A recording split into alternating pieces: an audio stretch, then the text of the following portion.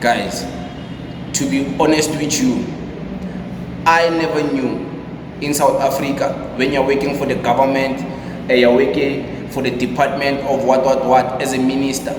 After your term in office, after you're let go, they take away all the benefits. Benefits, I mean like protection from security state. They take away the blue lights. They take away a lot of things, and we are left as stranded as a regular human being like any other person in South Africa. To be honest, I didn't know that. I thought maybe when you resign or your term in office as a minister of what, they let you go, but you still have benefits to continue having blue lights, protection, police security protection. Because I was reading an article and it seems like Mr. Bheki Cele is complaining and he's saying, I get you, he was the minister of police, the police department in South Africa. So according to him, he is saying that, this is very shocking, this is very funny. He's saying that he's been receiving death threats, he's been receiving a threat from his past enemies when he used to be the minister of police. Of course, he is talking about the criminals who he was arresting, the criminals who he was dealing with their cases, even criminals who he has arrested, and even criminals who he was targeting. So they are now coming back to haunt him. They're not coming back for him. They want his head because he made a living hell for them as a minister of police. Now that he's out of office, he doesn't have the government protection, he doesn't have all the security, the blue lights. He's an easy target and he's shouting for help. He wants the government to protect him and give him state security. I thought he had state security. To be honest, I didn't know they took away the benefit. I didn't know. Reading that article, it seems like they did take away and is demanding a protection from the government. I don't know what you guys think about this. I don't know what you guys think about this story.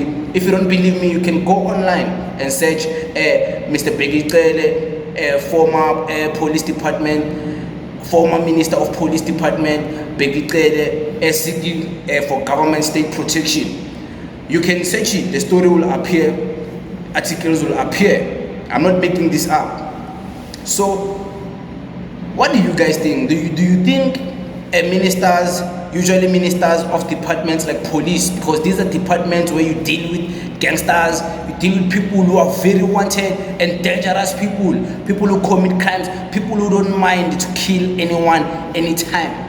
You're dealing with them. So do you think people who are working in departments like these, departments that are very dangerous, dealing with dangerous people, after their term in office, they should get extra protection? They should continue getting benefits like blue lights and protection from the government. Do you think Mr. Bheki Cele deserves the protection? Because he's complaining for his life, guys. People are sending him death threats. People are targeting him. He's now an easy target now that he's not a minister anymore. And what message does this send to the current ministers who are currently in office now? Because we've seen a lot of people, protected corruption, protected presidents when they had the power. But when they lost the power, the court started coming for them. Some of them are even in jail. We've seen with the Speaker of Parliament, now she's been dealing with a lot of things. Mam Togo, is it Mam Togo Didiza or something? I hope I'm not making a mistake because I don't write these things down. But I hope that's her. I don't want to speak on names I'm not sure about. Allegedly, let's say allegedly, Mam Togo Didiza. Now she's going through court cases and all of these things. But before, she was protected because she was in power.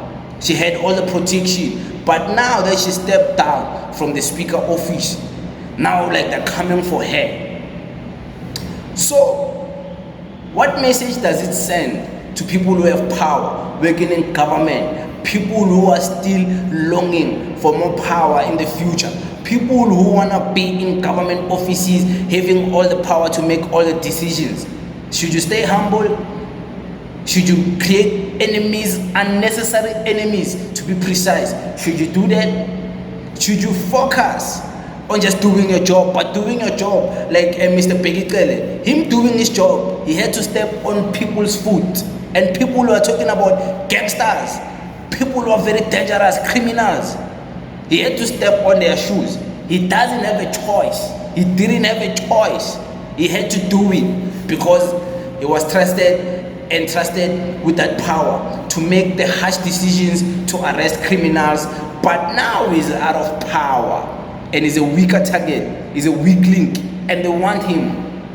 They're gonna come for him. He made their life a living hell. What makes you think criminals don't wanna avenge? And it doesn't necessarily have to be the person who you put in jail. It can be their crew. It can be their brother. It can be their associates in the mob gangsterism crew. They're gonna avenge their leader. They're gonna avenge their brother. They're gonna avenge whoever. So, is it fair? I don't think this conversation is really all about being fair or not. This is the reality of the world, whether it's fair or not, whether it's moral or not moral. Things like this happen. We've seen it in movies. We've even seen it with the KZN, South African Police Services, of Mr. Mkhwanazi, whereby the police shoot at criminals and criminals shoot back at the police. General Mr. Mkhwanazi has lost many of his crew members, many of his friends from criminals shooting at them. So these guys are doing a dangerous job. It's not an easy job police are doing.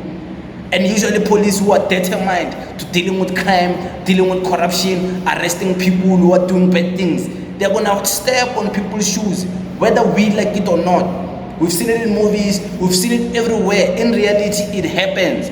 People, police, they die, they get shot at by criminals.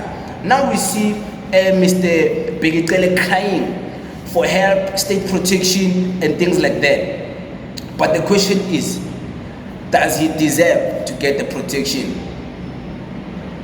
Does he deserve? Did he do enough good job during his term of office for people to sympathize and support him getting? Or maybe he's just gonna get it anyhow because maybe he deserves it because it's for his life. It's for his life. But do the government currently now of GNU care to do that for him? And if they do that for him, how many more ministers who don't benefit from those things are gonna wanna cry for the benefits because Mr. Bheki got the benefits? How many more people who are now out of office are gonna come back and demand the benefit?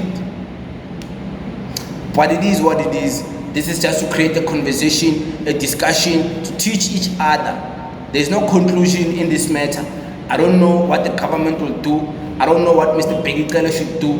Clearly, I don't know. My advice to him, he should pray to God and ask for God's protection, because God's protection is divine and is for free. For free, you just have to kneel down, submit to him, and ask him and allow him to give you the protection. And don't try to be a bigger man when you're praying to God. You are a small baby, you are nothing. So submit to him. He's gonna come through for you.